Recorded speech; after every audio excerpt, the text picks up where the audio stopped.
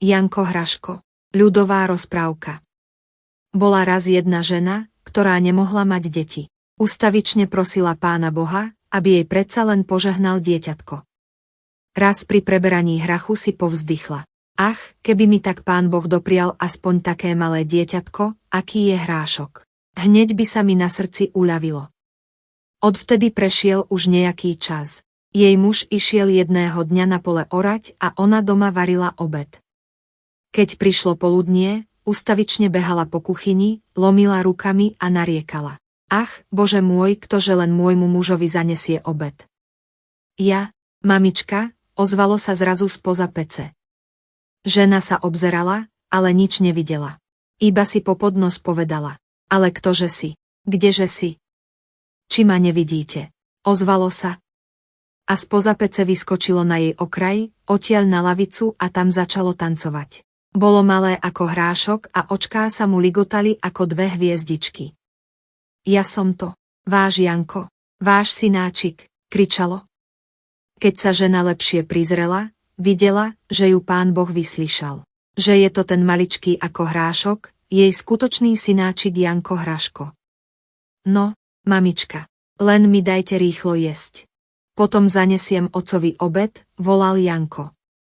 Matka mu priniesla plnú misku halušiek a on neodišiel, kým nebolo vidieť jej dno. Potom mu uviazala na chrbát v plachtičke misku halušiek pre otca, vidličku a lyžicu mu zastrčila pod pazuchu, do rúk mu vložila hrniec s polievkou a Janko sa vybral do poľa za otcom. Išiel v dobrej nálade, pískal si, až prišiel k potôčiku. Tu sa začal škriabať za uchom, lebo nevedel, ako sa dostať cez vodu. Napokon vytiahol spod pazuchy lyžičku a vidličku, sadol si do lyžičky ako do člnka, vidličkou vesloval a šťastne sa preplavil na druhú stranu. Potom vzal nohy na plecia a utekal, ako by ho niekto naháňal. Lenže sa ako si prevážil, potkol sa o hrudu zeme a pác, spadol do priekopy. Hrniec sa mu prevrátil, polievka sa roztiekla a Janko sa v nej začal topiť. Rýchlo však vytiahol vidličku, zaprel sa ňou ako o paličku a počkal, kým polievka otečie. Potom však prišla najhoršia chvíľa. Z priekopy sa nemohol dostať von. A viete, čo urobil? Postavil si z halušiek most, po ktorom sa dostal von. Potom halušky znova pozbieral a v mene Božom pokračoval ďalej. Keď zbadal otca, už zďaleka naňho volal. Ocko, ocko, ocko môj, nesiem vám obed. Otec sa veľmi začudoval, keď zbadal iba misku halušiek a nikoho, kto by ju niesol. Zavolal. Kdeže si? Čože si? Ej, vari ma nevidíte. Ja som to, váš synček, váš Janko. Ozvalo sa. Otec sa tým slovám len čudoval, veď doma nejakého syna nemal. Keď sa mu však Janko ukázal, hneď ho vyobímal a silno vystískal. Keď sa obaja potešili, Janko dal otcovi jesť. Otec sa ho však spýtal. A či si mi nejakú polievku nedoniesol? Veru nie, ocko, povedal Janko a nechcel sa priznať, že ju cestou vylial. Prišiel pes a prevrátil mame hrniec, nuž vám nič neposlala. Potom sa otec pustil do halušiek. Lenže tie mu pod zubami ako si priveľmi chrupali a tak sa spýtal. Čože sú to za halušky? Janko hneď skočil do reči. Veru mama mak zle utlkla, nuž sú preto také. Otec však klamstvo hneď odhalil, lebo na haluškách videl piesok a hlinu. Odopol teda opasok a chcel Janka potrestať. No ten na nič nečakal, vzal nohy na plecia a utiekol k volom. Otec sa po jedle znova pustil do práce a veľmi nedbal na to, že mu syn utiekol. Len čo však začal orať, Janko zvolal volovi priamo do ucha. Hej sa.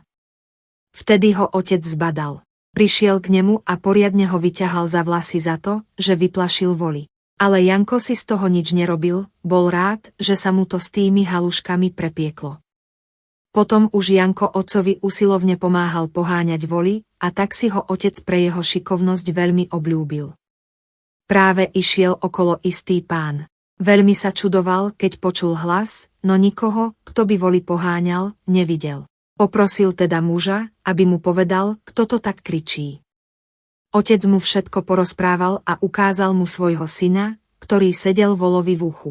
Pán sa nad tým maličkým chlapcom veľmi čudoval a zaumienil si, že ho stoj čo stoj musí získať. Keď totiž odchádzal z domu, sľúbil svojej žene, že jej prinesie niečo, čo ešte nikdy nevidela. Začal sa teda s otcom dohadovať, aby mu chlapca prenechal. Otec však nechcel svoju vlastnú krv predať ani za všetky poklady sveta. Vravel, veď je to dar Boží a celé moje potešenie v starobe. Krútil hlavou a nechcel ho predať. Keď mu však Janko pošepkal do ucha. Len ma predaj, ocko, veď ja mu ujdem. A pán mu sľúbil 100 dukátov, nuž ho v mene Božom predsa len predal. Pán zamkol Janka do škatulky medzi samé dukáty, škatulku strčil do tašky, vysadol na koňa a vydal sa na cestu. Janko o chvíľu vytiahol z kabáta nožík, vyvrtal dieru do škatulky aj do tašky a začal všetky dukáty po jednom vypúšťať na cestu. Potom sa tou dierou spustil aj on sám. Ľahko sa mu išlo naspäť, lebo dukáty mu ukazovali cestu, sotva ich stačil po ceste zbierať a domov odniesť. Hľa, ocko, kričal radostne. Či som ti dobre nevravel, aby si ma predal. Teraz máš aj peniaze, aj synčeka doma. Rodičia ho od veľkej radosti objímali a boskávali tak veľmi, že ho takmer nepustili z náručia. Raz varila matka halušky. Janko sa k nej priplietol a vyberal z hrnca halušky, ktoré jedna po druhej vyplávali na povrch. V tom do domu prišli vojaci pána, ktorému Janko utiekol, a začali ho hľadať. Sotva stihol matke pošepkať, aby ho schovala. Tá rýchlo vzala pokrievku a prikryla ho, ako sedel na okraji hrnca. Vojaci prehľadali celý dom, no Janka nikde nenašli. Kým boli vojaci v dome, Jankovi bolo pod pokrievkou čoraz horúcejšie. Pálilo ho tak veľmi, že sa takmer neudržal a vyskočil. Keď vojaci konečne odišli, vyliezol spod pokrievky celý rozpálený. Čoskoro sa však z toho zotavil a zdalo sa, ako by mu horúčava dodala novú silu. Potom predstúpil pred rodičov a povedal: Už máte z čoho žiť, moju pomoc viac nepotrebujete. Ja tu už nemám čo robiť. Preto idem do sveta hľadať svoje šťastie. Majte sa dobre. Rodičia ho nechceli pustiť a plakali. Janko sa však nedal odhovoriť. Rozlúčil sa s nimi a vybral sa do šíreho sveta. A tak putoval vodne i v noci, kam ho oči niesli. Vytrpel si hlad aj smäd, až ho taký život napokon omrzel. Zašiel teda do krčmy. Tam pil, až sotva stál na nohách a dlho premýšľal o svojom osude. Napokon sa rozhodol, že pôjde zbojníčiť. Lenže kde? To sám nevedel. A ako, keď nemal ani len svoj kijačik? Dobre si všetko premyslel a potom sa opäť vybral na cestu. Raz prišiel k vršku, pod ktorým viedla hlavná cesta. Bez veľkého rozmýšľania celý vršok zvalil priamo na cestu, po ktorej chodili furmani s vozmi naloženými ťažkým železom. Keď zbadali, že ďalej neprejdú, veľmi sa zľakli a zarmútili. Nechcelo sa im vracať späť, škriabali sa za ušami a nevedeli si rady. V tom sa k ním priplietol Janko, usmial sa a zavolal: Chlapi, čo mi dáte, keď vám ten vršok z cesty odpracem? Furmani sa naňho neveriacky pozreli: Ty, veď ťa ani zo zeme nevidno. Ale Janko sa nezľakol. Začal sa s nimi dohadovať, že ak mu dajú toľko železa, koľko si na pleci odnesie, on im celý vršok odvalí. Chlapi sa tomu iba smiali. No jeden z nich napokon povedal: Chlapi, čert nespí. Sľúbme mu to. Veď možno predsa len niečo dokáže, keď sa tak chváli. A tak mu sľúbili, čo žiadal. Janko sa zaprel do vršku a jedným mocným trnutím ho zvalil nabok. Furmani len oči otvárali a hneď sa začali báť o svoje železo. Vitaj chlape, čože budeš piť? Volali mu. Nič piť nechcem, odpovedal Janko. Len mi dajte moje železo. Čo mali robiť? Iba sa poškrabali za ušami a nechali ho vziať si, čo mu sľúbili. Janko potom naložil na plece železo zo všetkých 12 vozov a pískajúc si odišiel. Furmani za ním chvíľu iba hľadeli ako telce. Potom ho začali preklínať a ešte aj kamene za ním hádzali. Janko si z toho však nič nerobil a išiel ďalej svojou cestou, až prišiel ku kováčskej dielni. Tam hodil železo na zem. Zem sa pod ním zatriasla a okná na kováčovom domčeku sa rozdrnčali. Kováč vybehol z chalupy rovno do dielne a začal nadávať tovarišom. Preboha, chlapci, čo to robíte? Kováč by ich bol azda aj zbil. Janko však nemohol zniesť, aby sa niekomu diala krivda. Prišiel teda ku Kováčovi a povedal mu, že ten hluk narobil on, veď to železo, ktoré priniesol, si prišiel dať ukuť. Kováč sa obzeral zo všetkých strán a zasmial sa na Jankovi. Ale ty si mi veru čertov chlap. Čože by si ty mohol toľko železa uniesť? Veď sa ani na človeka nepodobáš. Janko sa na tie slová nahneval. Vzal všetko železo a roztočil ho na malíčku ľavej ruky, ako by nič nevážilo. Kováč hneď padol na kolená a prosil ho o odpustenie. Nech ti teda bude, povedal Janko. Ale z toho železa mi ukuješ kijačik, rozumieš? Kováč na všetko pristal. 24 tovarišov potom kulo Jankovi kijačik. Janko zatiaľ s Kováčom pil, spieval a smial sa, niekedy sa aj pohádali, ba aj pobili, ale vždy sa čoskoro znova udobrili. Keď sa Kováč veľmi opil, Janko si z neho robil žarty. Po 24 dňoch dokončilo 24 tovarišov kijačik, ktorý vážil toľko, čo 100 volov. Janko zaplatil Kováčovi za prácu aj za všetko, čo s ním a s tovarišmi prepili, a vybral sa do sveta. Kijačikom krútil nad hlavou, až vzduch okolo neho svišťal. Išiel už dlho horami, po skalách i strmých cestách. Zodral si krpce a tie ho začali tlačiť. Hodil teda kijačik na zem, sadol si pod veľký hríb, ktorý mu robil tieň, vytiahol z vrecka šidlo i niť a začal si krpce opravovať. Medzi tým šiel okolo istý unavený človek. Chcel si teda sadnúť práve na miesto, kde sedel Janko. Janko naňho zvolal. Nesadaj sem, tu som ja. Pocestný sa tak veľmi zľakol nečakaného hlasu, že vyskočil, ako by doňho ihla strelila, a utekal preč. Myslel si totiž, že hríb rozpráva. Janko sa len pousmial, dokončil opravu krpcov a v pokoji spal až do samého rána. Ráno, keď sa zobudil, pokračoval v ceste hlbšie do hôr. Tu zrazu uvidel veľký oheň. Okolo ohňa stálo 11 zbojníkov a piekli si celého vola. Janko sa preľakol a vyliezol na hustú, vysokú jedľu. Keď sa zbojníci najedli, začali si popíjať. Ale vždy, keď si niektorý priložil pohár k ústam, Janko mu ho šiškou vyrazil z ruky. Zbojníci sa veľmi rozhnevali, začali kričať a hľadať toho, kto im také lotroviny vyvádza. Nikoho však nemohli nájsť. Ale viete čo, chlapci? Povedal Janko, keď zišiel zo stromu a pristúpil k ním. Ja som ten, koho hľadáte. A ktože si ty? Čože si ty? Pýtali sa. Zbojník, taký ako vy, zvolal Janko. A všetci sa dali do smiechu. Pozrite, že vraj zbojník ako my, a ani zo zeme ho nevidno. On im na to nič nepovedal, iba chytil svoj kijačik a začal ním nad hlavami tak krútiť, až vzduch svišťal a zbojníci museli ustupovať. Vtedy pochopili, že to nie je nejaký žart, a prijali ho medzi seba ako seberovného. Preboha, veď ma už aj ponúknite z toho mesa, keď ste ma prijali, povedal Janko. Odrež si, veď ti tu nikto slúžiť nebude, odpovedali mu. A tak už boli dobrí kamaráti. Napili sa spolu a tí 11 sa opili, iba Janko zostal úplne triezvy. Postavili ho teda na stráž. Janko si bol istý, že v tých ďalekých horách im nič nehrozí, a tak si so sebou ani kijačik nevzal. Len sa postavil na svoje miesto, prechádzal sa ako vojak a pískal si. V tom sa z húštiny vyrútil vlk a v okamihu ho zhltol ako nič. Vtedy sa zdalo, že je s Jankom už na dobro koniec. Ale Jankova múdra hlávka si poradila aj vo vlkovom bruchu. Chvíľu premýšľal, čo by mal urobiť, a potom dostal výborný nápad. Začal si spievať svoju najveselšiu pesničku a pošteklil vlka tak, že sa ten začal mykať, krútiť a čudovať sa, čo sa to v ňom deje. Čože sa mi to v bruchu ozýva? Zavíjal vlk. To som ja, Janko. Nemal si len tak prehltať pocestných bez opýtania. Vlk sa veľmi zľakol. Rozbehol sa späť na miesto, kde Janka prehletol, a tam ho radšej rýchlo pustil von. Janko vyskočil na zem celý a zdravý. Vlk iba pokrútil hlavou nad tým, aký šikovný a neobyčajný bol ten malý chlapček, a ušiel hlboko do lesa. Janko sa potešil, že ho aj tentoraz zachránila jeho odvaha a bystrý rozum.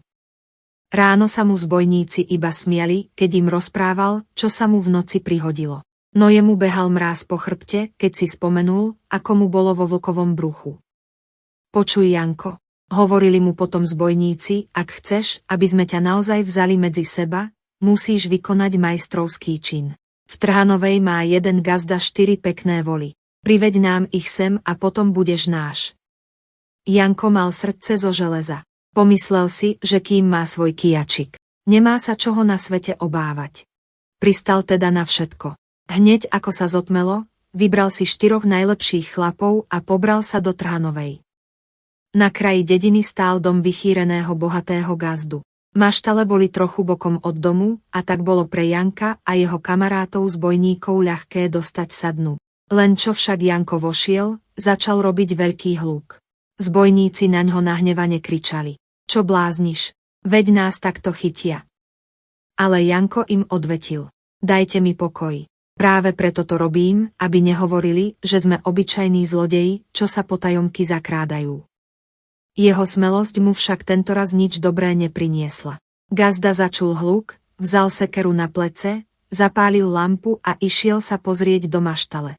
Tí 4 zbojníci hneď skočili do tmy, ale Janko sa postavil doprostred maštale. Gazda vošiel dnu a chcel ísť ďalej, keď v tom naňho niečo zakričalo. Stoj! Gazda sa zadivil a zvolal. Kto si? Čo si? A hlas sa ozval znova. Stoj! Zbojník som, ak chceš vedieť. Janko nelenivý chytil gazdu za hruď, striasol ho ako planú hrušku a sotil ho do kúta. Gazda nikoho nevidel a tak si myslel, že tu straší. Od veľkého strachu ušiel domov a medzi tým Janko pekne odviedol voly. Keď prišiel do hory k zbojníkom, začali ho chváliť, že je veru šikovný chlap. On im povedal, to verím, ale šikovný chlap sem, šikovný chlap tam, veď ma ten žart skoro život stál. Veď ma mohol ten gazda nohou zašliapnúť. Či bol slepý, že ma nevidel. Všetci sa dali do smiechu. Ale Jankovi do smiechu nebolo, lebo ho hnevalo, že ho majú iba za obyčajného chlapca. V duchu si však pomyslel. Však ja vám ešte ukážem, čo dokážem. Práve vtedy, keď Janko privádzal voly, ostatní zbojníci chodili na zboj a priniesli mnoho peňazí. Začali si ich deliť, ale chceli Janka oklamať. Keď sa vôľ dopiekal na ohni, dali Jankovi do ruky kotlík a poslali ho k potoku po čerstvú vodu na pitie, aby sa zatiaľ sami najedli a peniaze si rozdelili. Ale Janko nebol taký prostý, ako sa im zdal. Všetko si dobre premyslel. Vzal kotlík na plece a keď prišiel k potoku, začal doň búchať palicou a kričal na plné hrdlo. Ajajaj, veď to nie ja, ale tamtý. Ajajaj. Veď som vám ja nič neurobil, ale tamtí v tábore. Zbojníci si mysleli, že ich prišli chytiť žandári a že Janka tam už mlátia. Zobrali sa teda a utekali, čo im nohy stačili. Janko im znova prešiel cez rozum. Potom sa vrátil k ohňu, najedol sa ako chlap, zbalil zbojnícke peniaze do vreca a vybral sa domov k rodičom. Tešil sa, ako ich prekvapí a porozpráva im, čo všetko vo svete zažil. V duchu si predstavoval, ako sa budú všetci spolu radovať. Keď však prišiel k svojmu rodnému domu, panovalo tam nezvyčajné ticho.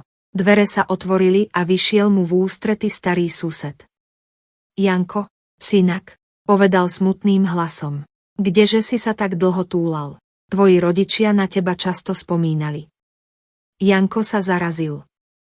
Čo sa stalo? Kde sú otec a mama? Sused si povzdychol. Och, Janko, postihlo ich veľké nešťastie. Obaja náhle ochoreli a choroba ich veľmi rýchlo premohla. Veľmi ich mrzelo, že sa s tebou už nestihli stretnúť. Jankovi sa zaliali oči slzami. Takže už ich neuvidím, povedal tichým hlasom. Dnes sa s nimi lúčime na cintoríne, povedal sused. Janko sklonil hlavu a dlho mlčal. Bolelo ho pri srdci, že sa nestihol vrátiť skôr. Potom povedal, bol som ďaleko, ale nikdy som na nich nezabudol. Boli to tí najlepší rodičia, akých som mohol mať. A išiel sa s nimi naposledy rozlúčiť. Po pohrebe odišli kňaz, richtár i ostatní ľudia. Iba hrobár a Janko tam ešte zostali. Od tých čias bol Janko na svete sám ako prst. Nemal už ani otca, ani matku a nič ho viac netešilo. Odal sa teda svetským márnostiam. Veľa pil, bil sa s každým, koho stretol, a robil samé neprávosti. No keď sa už aj toho nasítil, ani toho viac netešilo. A tak sa vybral znova na zboj. Dlho sa túlal veľkými horami a nikoho nevidel, ani vtáčika, ani vrabca. V noci musel spávať na stromoch, aby ho divé zvieratá nezjedli. Raz večer sedel takto na strome a zďaleka uvidel svetlo. Veľmi sa zaradoval a hneď tam bežal. Pri ohni sedelo 11 zbojníkov a opiekali mäso. Janko sa k ním pomaly priblížil a povedal: Pán Boh daj šťastia. Pán Boh daj aj tebe. Odpovedali mu. Pomaličky sa spriatelili a začali sa radiť. Na druhý deň si totiž mali voliť kapitána. Keďže ich bolo len 11, vzali medzi seba aj Janka a nahovárali ho, aby aj on skúsil šťastie. Radili sa teda, ako si kapitána zvolia. Jeden radil tak, druhý inak, až sa napokon ozval Janko. Čo sa tu budete toľko dohadovať? Nech každý vyhodí svoj kijačik vysoko do vzduchu a komu najneskôr padne na zem, ten bude kapitánom. Všetci pristúpili na jeho múdru radu a hneď na svitaní sa dali do skúšky. Každý vyhodil svoj kijačik dohora. Janko napokon niekoľkokrát zakrútil okolo hlavy svojím kijačikom, až sa vzduch chvel. Potom ho vyhodil vysoko, veľmi vysoko. Zbojníci sa načakali, kým spadne, no nedočkali sa. Až na druhý deň na poludnie spadol Jankov kijačik a hlboko sa zaril do zeme, že po ňom ani stopy nezostalo. Zvolili ho teda za kapitána. Jemu však bolo stále smutno za svojím kijačikom a kamarátom vravel: Dovtedy z nás nič nebude, kým ten kijačik zo zeme nedostaneme. Napokon ho dal svojim chlapom vykopať. Kopali 3 dni, no zo zeme stále vyčnieval iba samotný koniec. Ale Jankovi viac nebolo treba.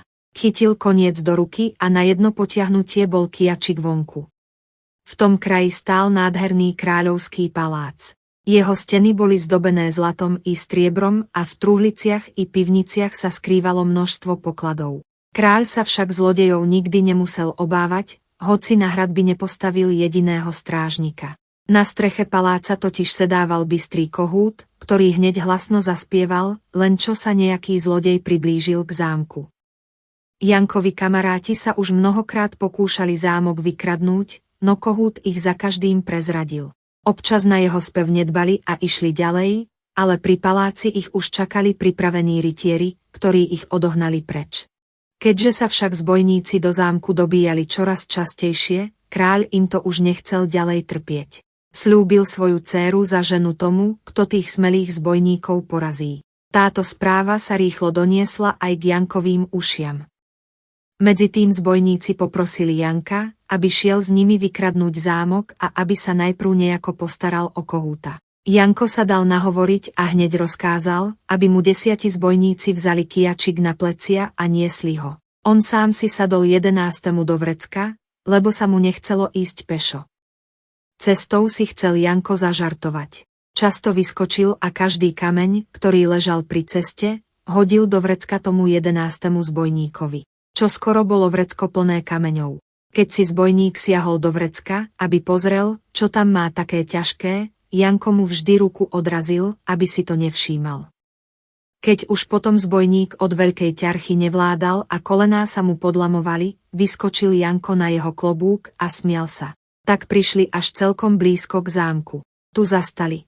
Janko vzal svoj kijačik, vyhodil ho do vzduchu a zrazil kohúta zo strechy zámku dokopy slamy tak, že zostal omráčený.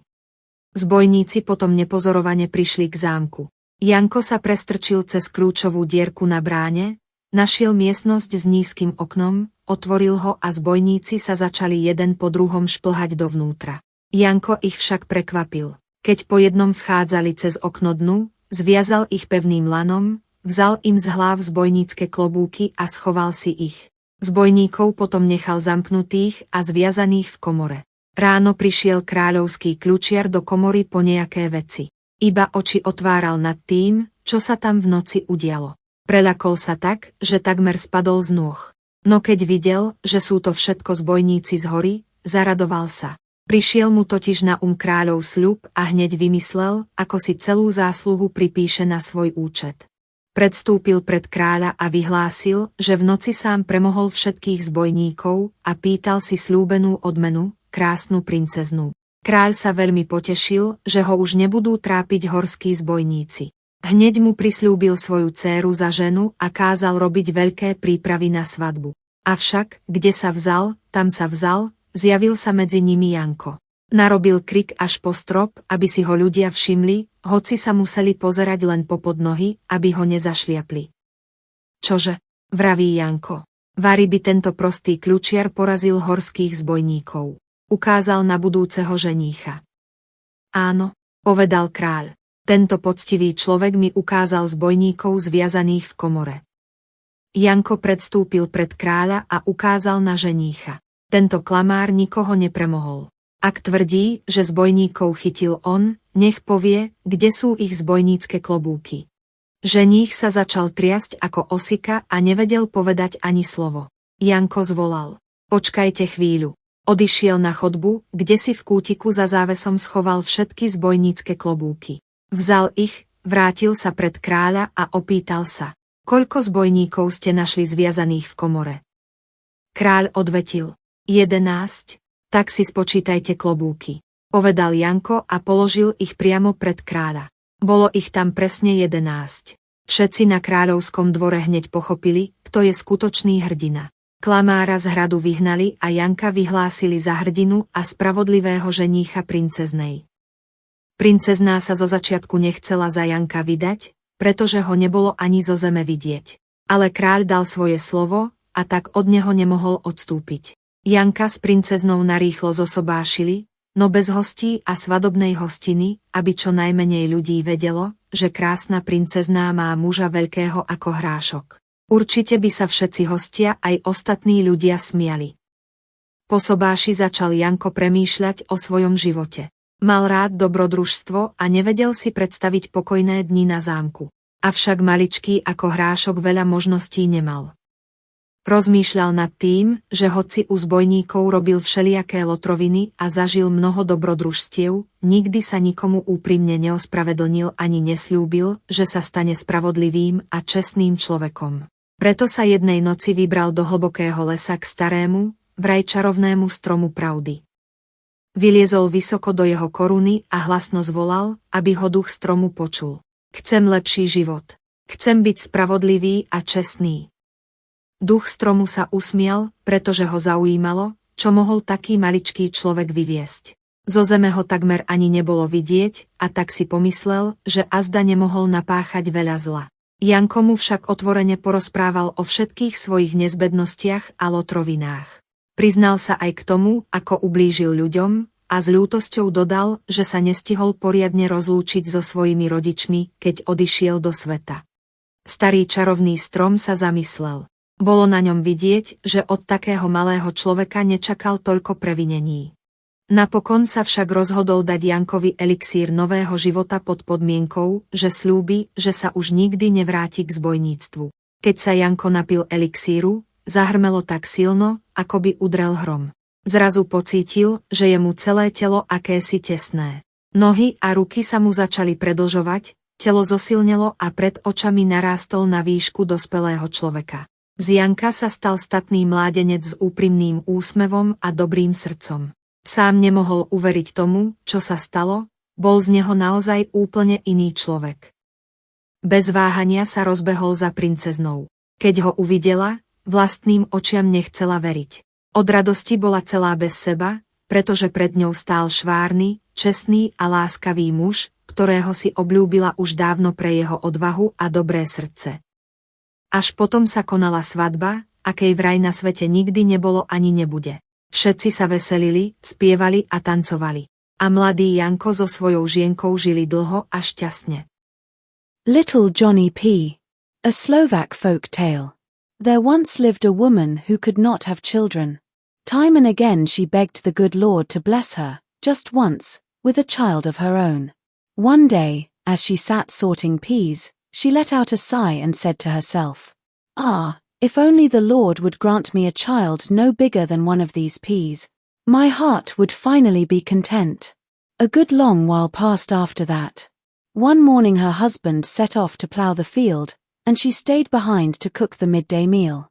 But when noon came round, she found herself dashing about the kitchen, wringing her hands and wailing, "Oh, dear Lord, whoever will carry my husband his dinner? I will, mother." A voice piped up suddenly from behind the stove. The woman spun round, but saw nothing at all. She only muttered under her breath, "Now who might that be, and wherever are you hiding? Can you not see me?" the voice called back. And with that, something leapt out from behind the stove onto its ledge, and from the ledge down onto the bench, where it began dancing a jig. It was no bigger than a pea, and its little eyes sparkled like a pair of tiny stars. "It is I, your own Johnny, your little son," it cried. And when the woman looked more closely, she saw that the Lord had indeed heard her prayer, that this tiny creature, no larger than a pea, was truly her own son, little Johnny Pea. "Now then, mother, quick, give me something to eat. Then I shall carry father his dinner," called Johnny. His mother brought him a whole bowlful of dumplings, and he did not stop until he had eaten his way clean down to the bottom of the bowl. Then she tied a little bundle to his back, wrapped in a cloth, with a bowl of dumplings for his father inside.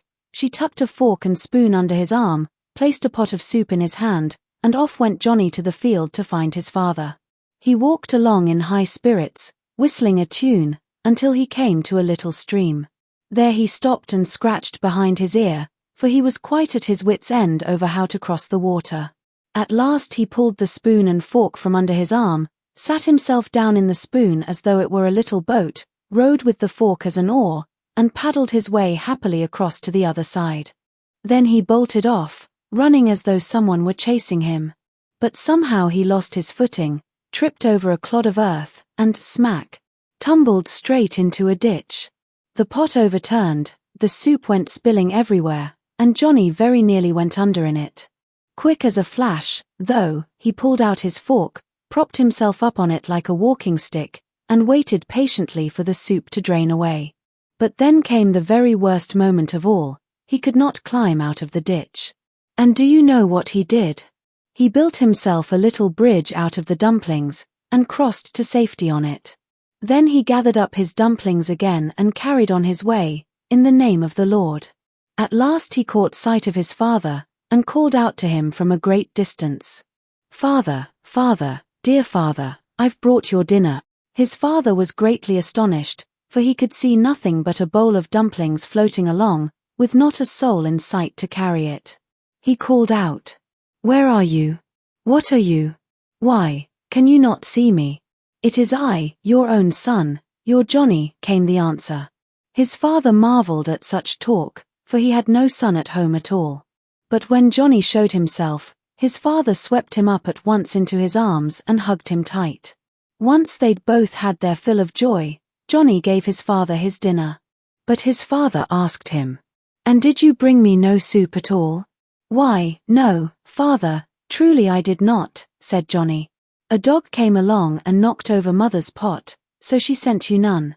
Then his father set about eating the dumplings. But they crunched strangely under his teeth, and so he asked, "What manner of dumplings are these?" Johnny spoke up at once. "Ah, it's only that mother pounded the poppy seeds badly, and that's why they're like that." But his father soon uncovered the lie, for he could plainly see sand among the dumplings. He unbuckled his belt, meaning to teach his son a lesson, but Johnny didn't wait to be told twice. He took to his heels and fled straight to the oxen. His father went back to his ploughing after his meal, and thought little more of his son's escape. But no sooner had he begun to plough than Johnny shouted straight into the ox's ear, "Gee up, gee up." That was when his father spotted him. He came over and gave him a good hard tug by the hair for startling the oxen so. But Johnny didn't turn a hair over it, he was only glad the business of the dumplings had blown over. After that, Johnny took to helping his father drive the oxen, and did it so cleverly that his father soon grew quite fond of him for it. Just then a certain gentleman happened to be passing by. He was greatly puzzled to hear a voice, yet see no one at all driving the oxen. So he asked the man to tell him who it was that called out so. The father told him the whole story, and pointed out his son, sitting there in the ox's very ear. The gentleman marveled greatly at so small a boy, and resolved that, come what may, he simply had to have him, for on leaving home, he had promised his wife he would bring back something the like of which she had never seen. So he began to haggle with the father, urging him to part with the boy. But the father would not sell his own flesh and blood for all the treasures in the world. He said, "Why, he is a gift from God, and my whole comfort in my old age." He shook his head and would not sell at all. But then Johnny whispered in his ear, "Only sell me, father, you'll see, I'll escape him easily."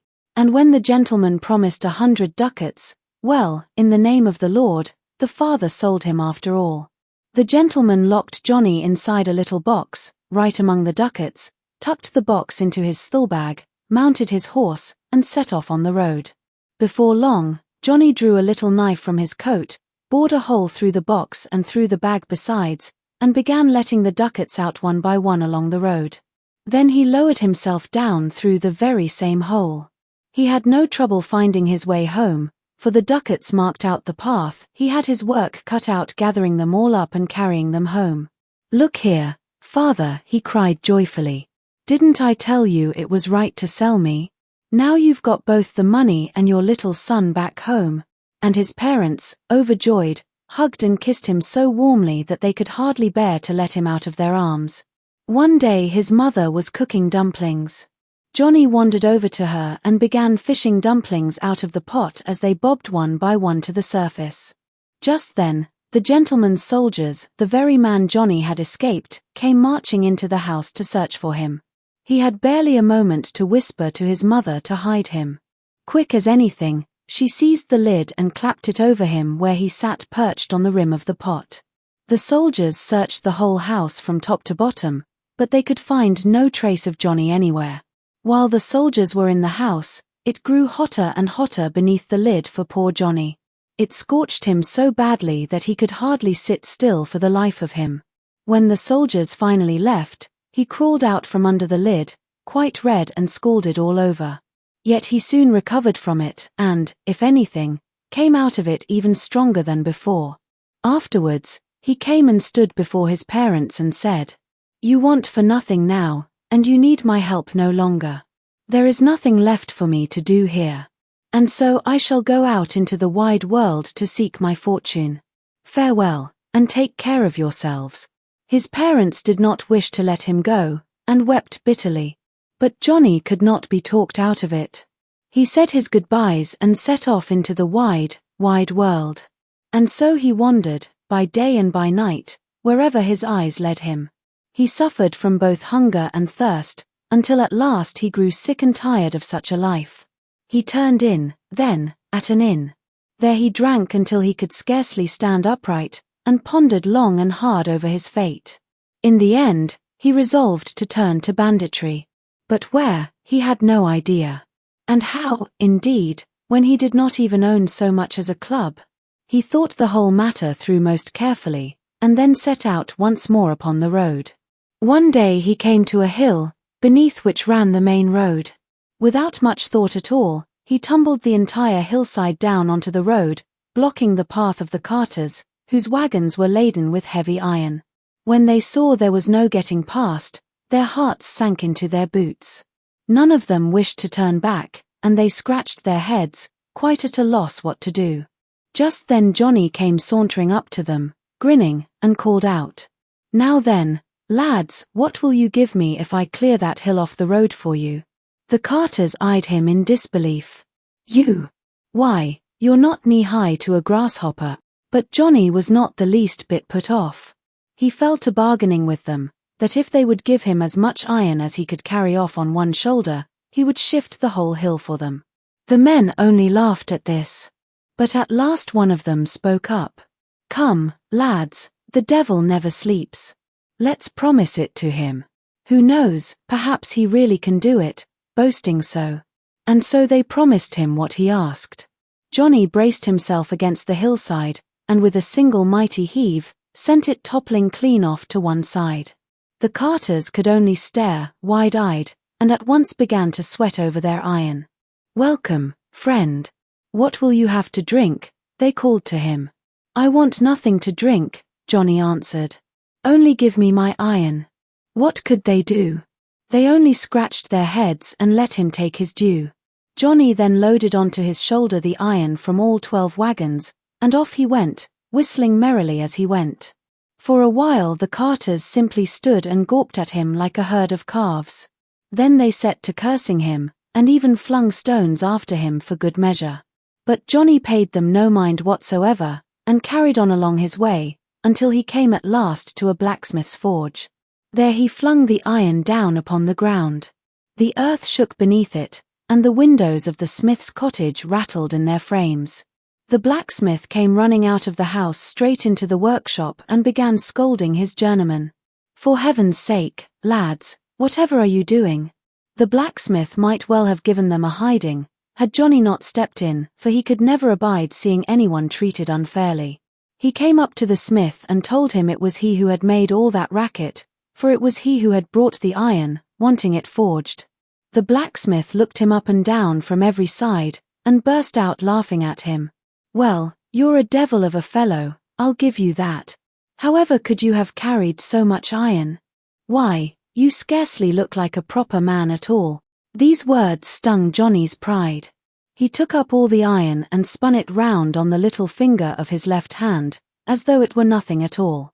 The blacksmith dropped straight to his knees and begged his pardon. Very well, then, let it be, said Johnny. But out of this iron you shall forge me a club, understood? The blacksmith agreed to everything. 24 journeymen then set to work forging Johnny his club. Meanwhile, Johnny and the blacksmith drank, sang, and laughed together.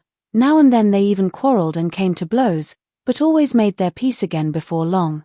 And when the blacksmith had drunk himself thoroughly merry, Johnny made great sport of him. 24 days went by, and the 24 journeymen finished the club at last, a club that weighed as much as 100 oxen together. Johnny paid the smith handsomely, both for his labour and for all they had drunk away between them, and set off once more into the world, whirling the club above his head so that the very air whistled around it. He journeyed a long while through the mountains, over rocks, and along steep, twisting paths, until his rough sandals wore right through and began to chafe his feet sorely. So he set the club down upon the ground, sat himself beneath a great mushroom that offered him some shade, drew an awl and thread from his pocket, and set about mending his footwear. Just then a certain weary traveller happened by. He meant to sit down in that very spot where Johnny sat. But Johnny called out to him, "Don't sit there, I'm here." The poor traveller was so startled by this sudden, unexpected voice that he sprang up as though pricked by a needle, for he was certain the mushroom itself had spoken to him. Johnny only smiled to himself, finished mending his sandals, and slept peacefully until morning came. When he woke, he carried on along his way, deeper into the mountains. There, all at once, he spied a great fire. Around it stood 11 bandits, roasting a whole ox upon the flames. Johnny took fright and scrambled up a tall, thick fir tree. Once the bandits had eaten their fill, they began to drink. But every time one of them lifted his cup to his lips, Johnny knocked it clean out of his hand with a fir cone. The bandits grew furious, shouting and searching about for whoever was playing such tricks upon them, but they could find no one at all. "Well now, lads," said Johnny, climbing down from the tree and coming up to them, "I'm the villain you're looking for." "And who, then, are you?" "What are you?" they demanded. "A bandit, same as you," Johnny cried. At which they all burst out laughing. "Just look at that. A bandit like us, is he, and not knee-high to a grasshopper?" Johnny said nothing to this. He simply took up his club and began whirling it above their heads, so fiercely that the air whistled and the bandits were forced to fall back. Then they saw plainly enough that this was no jest, and they took him into their band as an equal. "For heaven's sake, offer me some of that meat then, now that you've taken me in," said Johnny. "Cut yourself a piece, nobody's going to wait on you here," they told him. And so they became good comrades. They drank together, and the 11 were soon 3 sheets to the wind, all save Johnny, who remained perfectly sober throughout. They set him, then, to keep watch. Johnny felt quite certain that no danger could touch them there in those far-off mountains, and so he did not even take his club with him. He simply took up his post, marched back and forth like a soldier, and whistled a merry tune. All at once, a wolf came bursting out of the thicket and swallowed him whole in a single gulp. It seemed then that Johnny's number was up. But Johnny's clever little head found a way to manage even inside a wolf's belly. He thought a while over what he might do, and then hit upon a splendid idea. He began singing his merriest little song, tickling the wolf all the while, until the poor creature began to twitch and squirm and wonder whatever was going on inside him. "What in the world is that stirring in my belly?" howled the wolf. "It's me, Johnny. You shouldn't go about swallowing travelers without so much as a by your leave." The wolf was seized with terror. He raced straight back to the very spot where he had swallowed Johnny, and there let him out again in a great hurry. Johnny leapt to the ground, safe and sound and whole. The wolf only shook his head in wonder at such a clever, extraordinary little fellow, and bolted off deep into the forest. And Johnny rejoiced that once again it was his courage and his quick wits that had saved him. In the morning the bandits only laughed at him when he told them what had happened to him in the night. Yet a shiver still ran down his spine whenever he remembered how it had felt inside that wolf's belly. "Listen here, Johnny," the bandits said to him afterwards, "if you truly want us to take you in as one of our own, you must perform some feat worthy of a master. There's a farmer over in Trnava who keeps 4 fine oxen. Bring them here to us, and then you shall be one of us for good." Johnny had a heart of iron. He reckoned that so long as he had his club, there was nothing in the whole world worth fearing. And so he agreed to it all. As soon as darkness fell, he chose out 4 of the finest fellows and set off with them for Trnava. At the edge of the village stood the house of a renowned and wealthy farmer. His barn stood a little apart from the house, and so it was an easy matter for Johnny and his bandit companions to slip inside unnoticed. But no sooner had Johnny gone in than he began kicking up a tremendous racket. The bandits hissed at him angrily. "Have you lost your senses? We'll be caught red-handed." But Johnny answered them, "Leave me be. It's precisely so that no one can say we're common thieves, sneaking about in secret, that I do this." His boldness, however, brought him no good fortune this time. The farmer heard the commotion, took up his axe upon his shoulder, lit a lamp, and went out to see what was happening in the barn. The 4 bandits sprang at once into the shadows, but Johnny planted himself right in the middle of the barn. The farmer stepped inside and was about to go further when, all of a sudden, something shouted out at him. "Halt!" The farmer started, and cried out, "Who's there? What are you?" And the voice called back again, "Halt! A bandit, if you must know." And Johnny, quick as ever, seized the farmer by the chest, shook him like a wild pear tree, and shoved him into a corner. The farmer could see no one at all, and so was certain the place was haunted.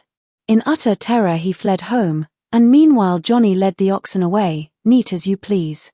When he brought them to the bandits up in the mountains, they began to sing his praises, declaring what a fine, clever fellow he truly was.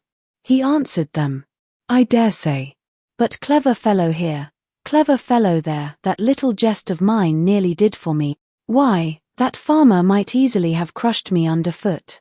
Was the fellow blind, not to see me?" They all burst out laughing at this.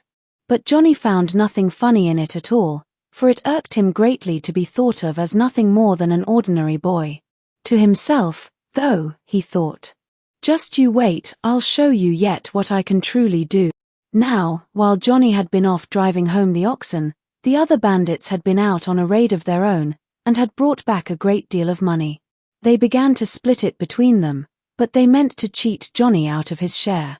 While the ox was roasting on the fire, they thrust a kettle into Johnny's hands and sent him down to the brook to fetch fresh water for them to drink, so that they might eat their fill and share out the money among themselves in the meantime. But Johnny was not nearly so simple as he looked. He turned the whole matter over carefully in his mind. He took the kettle upon his shoulder, and when he reached the brook, he began banging upon it with a stick and shouting at the top of his lungs. "Aye, aye, aye. It wasn't me, it was them. Aye, aye, aye. I never did you any harm, it was the others, back at the camp." The bandits, hearing this, felt certain the constables had come to seize them, and that Johnny was already being beaten. So they gathered themselves up and ran as fast as their legs would carry them. And once again, Johnny had got the better of them all. Then he went back to the fire, ate his fill like a proper man, bundled up all the bandits' money into a sack, and set off for home to see his parents. He was eager with anticipation, picturing how he would surprise them and tell them of all he had seen and done out in the world. But when he arrived at his childhood home, an unusual silence hung over the place. The door opened, and an old neighbor came out to meet him. "Johnny, my boy," he said in a sorrowful voice, "wherever have you been wandering all this long while? Your parents spoke of you so often." Johnny stopped short. "What has happened? Where are father and mother?" The neighbor let out a sigh. "Ah, Johnny, a great misfortune befell them. They both fell suddenly ill, and the sickness took them quickly. It grieved them terribly that they never had the chance to see you again." Johnny's eyes filled with tears. "Then I shall never see them again," he said, very quietly. "We are taking our leave of them at the churchyard this very day," said the neighbor. Johnny bowed his head and was silent for a long while. It cut him to the heart that he had not managed to return sooner. "At last, though," he said. "I was far away, but I never once forgot them. They were the finest parents anyone could ever have hoped for." And he went to bid them farewell for the last time. After the burial, the priest and the mayor took their leave, along with all the other mourners. Only the gravedigger and Johnny remained behind. From that day forward, Johnny was left quite alone in the world. He had neither father nor mother now, and nothing brought him joy any longer. And so he gave himself over to the vanities of the world.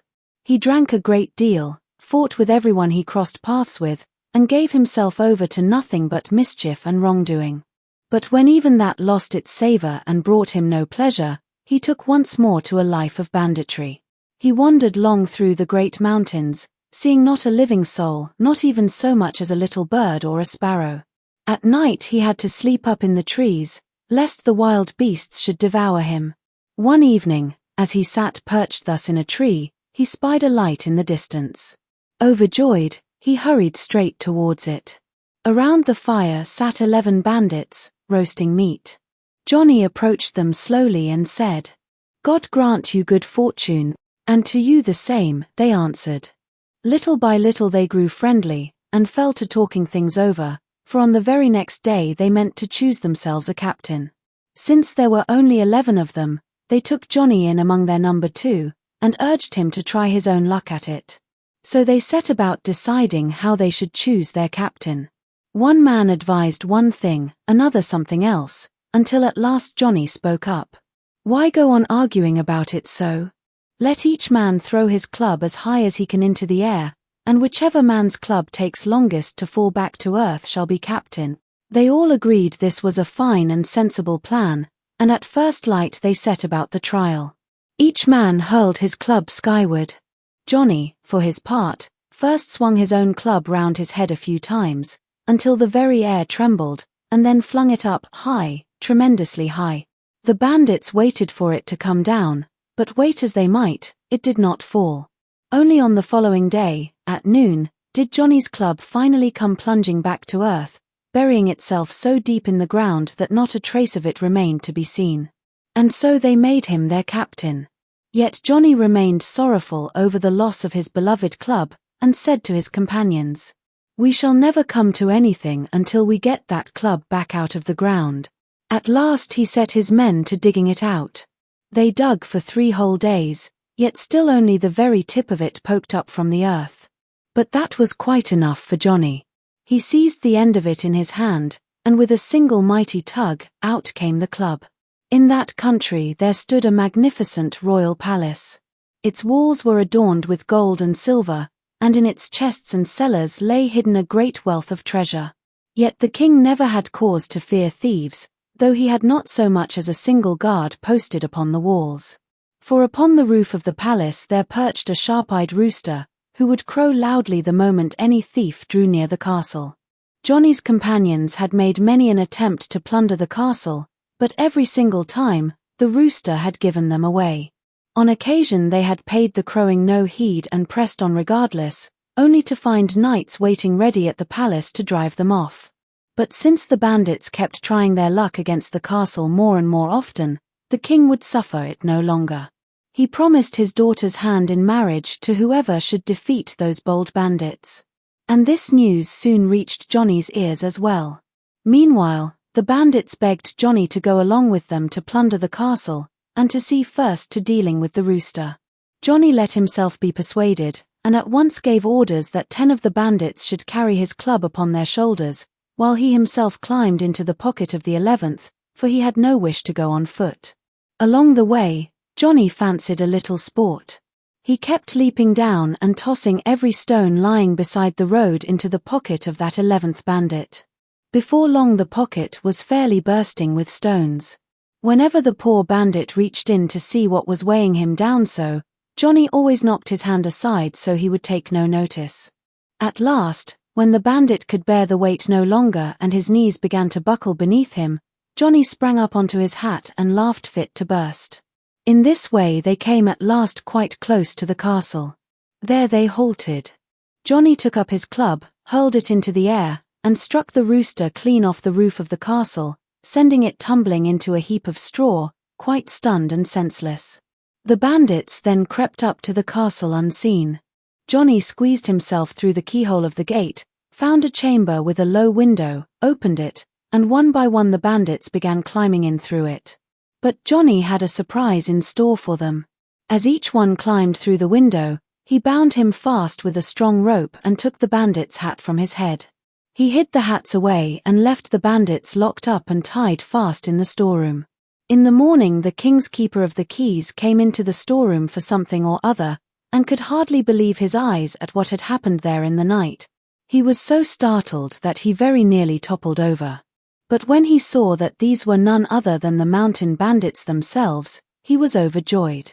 For it was then that he remembered the king's promise, and a scheme came to him in a flash to claim the whole credit for himself. He came before the king and declared that he alone, in the night, had overcome all the bandits single-handed, and claimed the reward he'd been promised, the beautiful princess. The king was overjoyed that the mountain bandits would trouble him no longer. He promised the man his daughter's hand at once, and gave orders for grand preparations to be made for the wedding. But then, from goodness knows where, Johnny suddenly appeared among them. He set up such a din, right up to the very rafters, that people could not help but notice him, though they had to watch carefully where they trod, lest they crush him underfoot. "What's this, then?" said Johnny. "Do you mean to tell me this ordinary keeper of the keys defeated the mountain bandits?" And he pointed at the bridegroom-to-be. "He did indeed," said the king. "This honest man showed me the bandits tied up in the storeroom, every one of them." Johnny stepped forward before the king and pointed at the bridegroom. This liar overcame no one at all. If he claims to have caught the bandits himself, then let him say where their hats have got to. The bridegroom began to shake like an aspen leaf, and could not utter a single word. Johnny called out, "Wait just a moment." He went off into the corridor, where he had hidden away all the bandits' hats behind a curtain in a little corner. He fetched them, returned before the king, and asked, "How many bandits did you find tied up in the storeroom?" The king answered, 11. "Then count out the hats," said Johnny, and laid them down before the king. And there were exactly 11 of them. Everyone at the royal court understood at once who the true hero really was. The liar was driven from the castle in disgrace, and Johnny was proclaimed the true hero and the rightful bridegroom for the princess. At first the princess had no wish at all to marry Johnny, for he could scarcely be seen above the grass. But the king had given his word, and could not go back on it now. So Johnny and the princess were married in haste, without guests or wedding feast, so that as few people as possible should learn that the beautiful princess had taken for a husband a man no bigger than a pea, for surely every guest, and everyone else besides, would only have mocked them. After the wedding, Johnny began to ponder the course of his life. He had always loved adventure, and he could not imagine himself spending his days in the quiet comfort of a royal palace. Yet a man as tiny as a pea did not have many paths open before him. He thought about all the mischief he had caused and all the exploits he had lived through among the bandits. He realized that, despite all his adventures, he had never truly apologized to those he had wronged, nor had he ever promised to become an honest and honorable man. So, one night, he set out into the depths of the forest to seek the ancient tree of truth, a tree said to possess magical powers. He climbed high into its branches and called out in a loud voice, hoping that the spirit of the tree would hear him. "I want a better life. I want to become a just and honorable man." The spirit of the tree smiled, for it was curious about what such a tiny little creature could possibly have done. Johnny was so small that he could hardly be seen from the ground, and the spirit thought to itself that surely someone so little could not have committed many great wrongs. But Johnny spoke openly and honestly.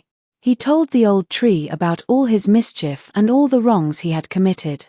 He confessed how he had hurt others and, with a heavy heart, admitted that he had never had the chance to properly say farewell to his parents before setting out into the world. The ancient enchanted tree fell silent and thought deeply. It was clear that it had never expected such a small man to carry so many regrets upon his shoulders.